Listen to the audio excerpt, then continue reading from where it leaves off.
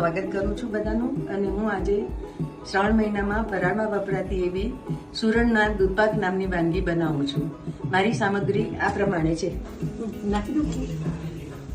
સુરણને ધોઈ સાફ કરી ખમણી અને ઘીમાં સાતળવાનું. સુરણ સતળાઈ જાય ને ઘીમાં સાતળવાનું અને ગુલાબી થાય એટલે એમાં દૂધ નાખી દેવાનું. સુરણને ઘીમાં શેકી લેવાનું અને ગુલાબી પર ગરમ દૂધ નાખી દેવાનું, અથવા તો ગરમ દૂધ જે આપણી પાસે તપેલી હોય એમાં આ સુરણ શેકેલું નાખી દેવાનું. ઓકે, આપણી પાસે ગરમ દૂધ તૈયાર છે. એમાં આપણે સાતળેલું સુરણ નાખી દેવાનું અને જેમ આપણે ચોખાનો દૂધપાક કરીએ અને દૂધપાકને ઉકળવા દઈએ એમ દૂધને ઉકળવા દેવાનું.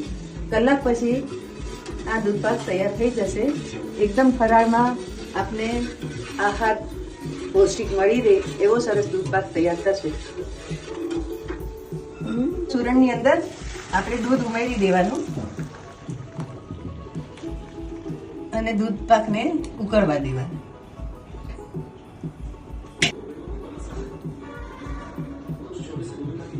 બહુ સરસ પિંક કલરનો અને સ્વાદિષ્ટ એવો સુરણનો દૂધપાક તૈયાર થઈ જશે.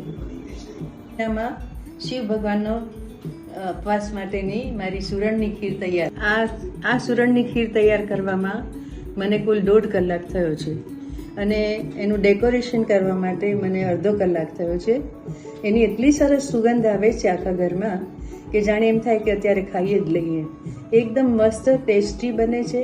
હા, એક મારી વસ્તુ કહેવાની રહી ગઈ છે અને તે એ છે કે આપણે સુરણ ઘીમાં શેકીને જ્યારે દૂધમાં નાખીએ ત્યારે એક મિનિટ, મારે એક વસ્તુ કહેવાની રહી ગઈ છે કે જ્યારે આપણે સુરણને ઘીમાં શેકીને એને દૂધમાં નાખીએ છીએ ત્યારે સુરણ બફાઈ જાય પછી એમાં ખાંડ નાખવાની, જેથી કરીને સુરણ જલ્દી બફાઈ જાય અને ખાંડનું પાણી બળી જાય અને ગુલાબી કલરનું જ્યારે આખો માવો પડે એવી દૂધ તૈયાર થઈ જાય ત્યારે એમાં કેસર નાખવાનું અને પછી નીચે ઉતારી અને ઠંડી કરી અને એને ગાર્નિશ કરવાનું. એમાં ઇલાયચી, જાયફળ, બદામ, પિસ્તા, કિસમિસ બધું નાખી શકાય.